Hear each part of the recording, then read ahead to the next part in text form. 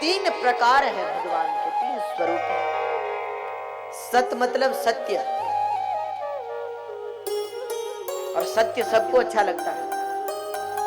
समाज में कोई ऐसा नहीं जिसे सत्य अच्छा नहीं लगता। भले ही हम दूसरों से झूठ बोल लें वो चलेगा,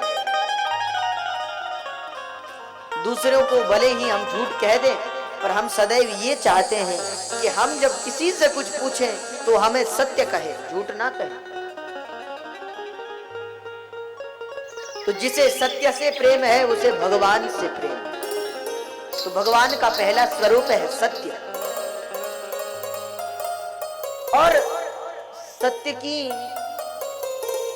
एक विशेष उदाहरण अगर आपको दें तो वो ये होगा कि जो कभी बदलता नहीं है। सत्य कभी बदलता नहीं है, झूठ बदल जाता है, किसी से कुछ कह दिया, किसी से कुछ कह दिया, पर जो सत्य है वो सदैव एक सा रहता है। तो भगवान का पहला स्वरूप है सत्य। जब हम नहीं थे तो भी वो थे, जब हम हैं तो भी वो हैं, और जब हम नहीं रहेंगे तो भी वो रहेंगे। ऐसे सत्य स्वरूप परमात्मा। चित मतलब है प्रकाश, भगवान प्रकाश स्वरूप है। हम सब लोगों को प्रकाश की आवश्यकता है। और माताओं, प्रकाश दो प्रकार का होता है, एक लौकिक और एक अलौकिक। लौकिक प्रकाश ये विद्युत है, ये बिजली, ये सूर्य, ये सब लौकिक प्रकाश है। अगर लाइट चली जाए रात में तो हम कुछ काम नहीं कर सकते। हमें प्रकाश की शक्ति आवश्यकता है। तो लौकिक भी चाहिए और अलौकिक की तो बहुत ज्यादा आवश्यकता है। अलौकिक मतलब ज्ञान, ज्ञान रूपी प्रकाश। जिसके पास ज्ञान रूपी प्रकाश नहीं, उसका जीवन व्यर्थ है। हमें ज्ञान का भी प्रकाश चाहिए। जिस बात को सिद्ध करते हुए 88,000 ऋषि कहते हैं कि महाराज, अज्ञान ध्वंत विध्वंस कोटि सूर्य समप्रभ सूताख्याहि कथा सारम मम कर्ण रसायनम। अज्ञान रूपी अंधकार को मिटाने के लिए ज्ञान रूपी प्रकाश चाहिए। इसीलिए दीपक केवल मंदिर में न जलाया करो, अपनी बुद्धि में भी जलाया करो। बाहर उजाला बहुत सारा है और अंदर अंधकार पड़ा है तो क्या अर्थ है। अपने हृदय को भी ज्ञान से प्रकाशित करो। तो भगवान प्रकाश स्वरूप है। और तीसरा स्वरूप बताया आनंद, भगवान आनंद स्वरूप। इस बात का पता हमारी माताओं को बहुत ज्यादा है। भगवान आनंद स्वरूप हैं। कई बार एक जगह हम कथा में गए थे, वहां जो माताएं थी वो बड़ी श्रद्धा वाली, बड़ी भक्ति वाली, कथा शुरू होने से पहले ही आ जाएं। तो एक माता जी कह रही थी, महाराज हमें बड़ा इंतजार रहता है कि कब कथा शुरू हो, कब हम कथा सुनने जाएं, और कथा का समय 3 घंटे कब बीत जाते हैं कोई पता भी नहीं चलता। वो है आनंद जहां समय का प्रभाव ही ना हो। आनंद मीरा जी के जीवन में था, आनंद सूरदास जी के जीवन में था, आनंद माधव दास जी के जीवन में। इसलिए माताओं, ये जो आनंद है इसे प्राप्त करना हर किसी के बस की बात है। जो आनंद सिंधु सुख राशि सी करते त्रिलोक सुपासी। ऐसे परमात्मा को प्राप्त करना ही आनंद प्राप्त करना। तो तीसरा स्वरूप आनंद बताया। क्या करते हैं तो किसी ने कहा विश्वोत्पत्ति आदि है। विश्व की उत्पत्ति, पालन और संहार करते हैं। संसार को बनाते हैं, चलाते हैं और अंत में मिटा देते हैं। तापत्रय विनाशाय, त्रितापों को नष्ट करने वाले हैं। दैहिक, दैविक और भौतिक तीनों तापों का नाश करने वाले। ऐसे श्री कृष्णाय वयं नुमः ऐसे भगवान श्री कृष्ण को हम सब लोग कोटि कोटि प्रणाम करते हैं, कोटि कोटि प्रणाम करते हैं। दूसरे श्लोक में शुकाचार्य की वंदना की। यम प्रव्रजन्तमनुपे तमपेत कृत्यम द्वैपायनो विरहका तरया जुहाव पुत्रेति तन्मयतया तरवोभिनेदु तं सर्वभूतहृदयं मुनिमानतोऽस्मि।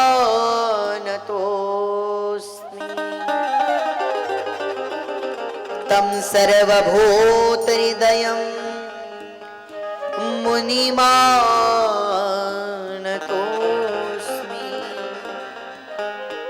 श्री शुकाचार्य को प्रणाम किया।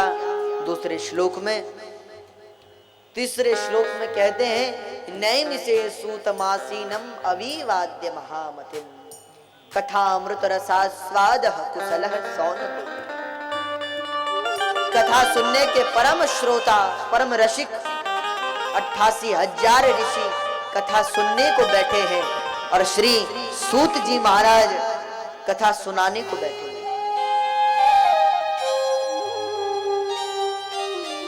सूत जी ने कथा सुनाना प्रारंभ किया। ऋषियों से पूछा महाराज क्या सुनना चाहते हैं, जबकि सूत जी बालक हैं, सूत जी की बालावस्था है और जो ऋषि बैठे हुए हैं हजारों हजारों वर्ष की आयु है उनकी। फिर भी कहते हैं कि महाराज हमें कुछ पता नहीं, जो सुना दो। अज्ञान ध्वंत विध्वंस, हम तो मूर्ख हैं महाराज, हमें कुछ नहीं आता। इतनी सरलता है ऋषियों में। सूत जी ने पूछा फिर भी आप किसे प्राप्त करना चाहते हैं? ऋषियों ने कहा महाराज कृष्ण प्राप्ति करम सस्वत साधनम तद्वदाधुना, हमें केवल कृष्ण चाहिए। अब आगे बात हमने आप पर छोड़ दी है कि आप हमें कृष्ण प्राप्ति कैसे करवाएं।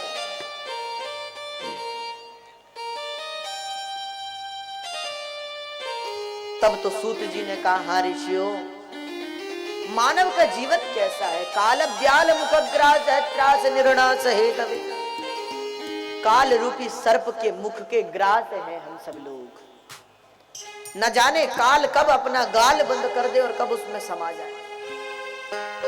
इसीलिए हमारी स्थिति वो है, एक हिरन था, ध्यान से सुनना माता, एक हिरन था, वो घास चर रहा था और बहुत से पुष्प लगे थे वाटिका में, तो उनकी सुगंध ले रहा था। सच सच भ्रमर भौरे गुंजार कर रहे थे, आवाज कर रहे थे। उनकी आवाज में मुग्ध वो हिरन घास भी खा रहा है, कानों से उस आवाज को सुनने में लगा है और अपनी नासिका के द्वारा दिव्य सुगंध को प्राप्त कर रहा है। इतने में एक व्याध बाण चढ़ाए पीछे खड़ा है, पर हिरन को इतना भी होश नहीं कि न जाने कब ये व्याध तीर चलाए और कब हमारा मरण निश्चित हो जाए। वो उस संसार में ही लिपटा हुआ है, घास खा रहा है, आवाज सुन रहा है, उसी में आनंदित हो रहा है। इसीलिए वही स्थिति हम सब लोगों की। हम समाज में लगे हुए हैं, कानों से सुन रहे, हाथों से क्रिया कर रहे हैं, पर इस बात की होश किसी को नहीं कि न जाने कब मृत्यु सामने उपस्थित हो जाए और यमराज कहे कि चलो।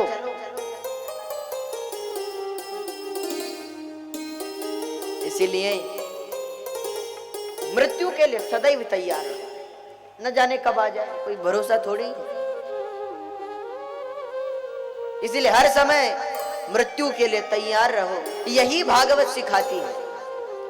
भागवत जी को सुनने का मकसद क्या है? रामचरितमानस हमें जीना सिखाती है। एक पिता को कैसा होना चाहिए, एक माता को कैसा होना चाहिए, एक पुत्र को कैसा होना चाहिए, एक भाई को कैसा होना चाहिए, एक पत्नी को कैसा होना चाहिए, ये रामचरितमानस सिखाती है। और मरना कैसे है, ये श्रीमद् भागवत सिखाती है। मरना भी तो एक कला है जो हर किसी को नहीं आती। कई लोग ऐसे मरते हैं बेकार। मरना भी एक कला है, परीक्षित से सीखो।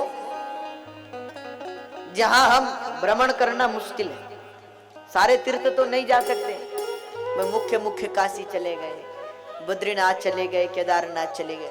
कोई केदारनाथ गया तो बद्रीनाथ नहीं गया। सारे तीर्थ तो भ्रमण नहीं हो सकते।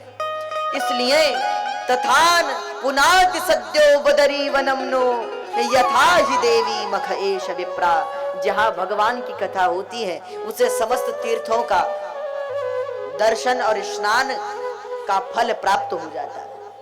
तो जोर से जयकारा लगाएंगे, बोले श्रीमद् भागवत महापुराण की। आप लोगों की आवाज क्यों नहीं आ रही? नींद तो नहीं आ रही आप लोगों को? तो आवाज आनी चाहिए। तो जरा भाव के साथ जोर से जयकारा, बगल वालों को भी पता चले कि कहीं कथा हो रही है। इसलिए भाव के साथ जोर से जयकारा लगाएंगे, बोले श्रीमद् भागवत महापुराण की। अब आइए आवाज। इसीलिए दिव्य भगवान की कथा होने लगी। बड़े बड़े ऋषि महात्मा कथा श्रवण हेतु पधारे, कथा में पहुंचे।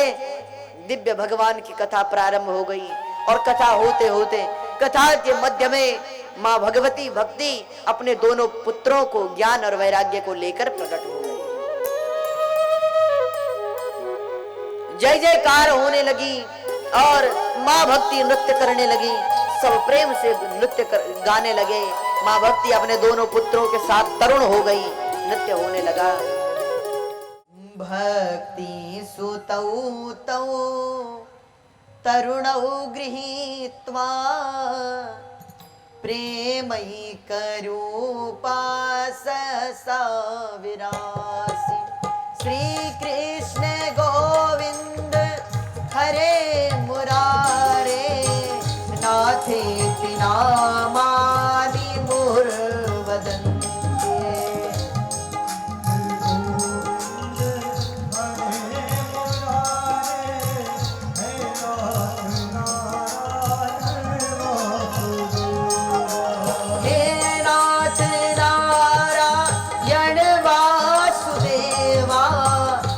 लक्ष्मी नारायण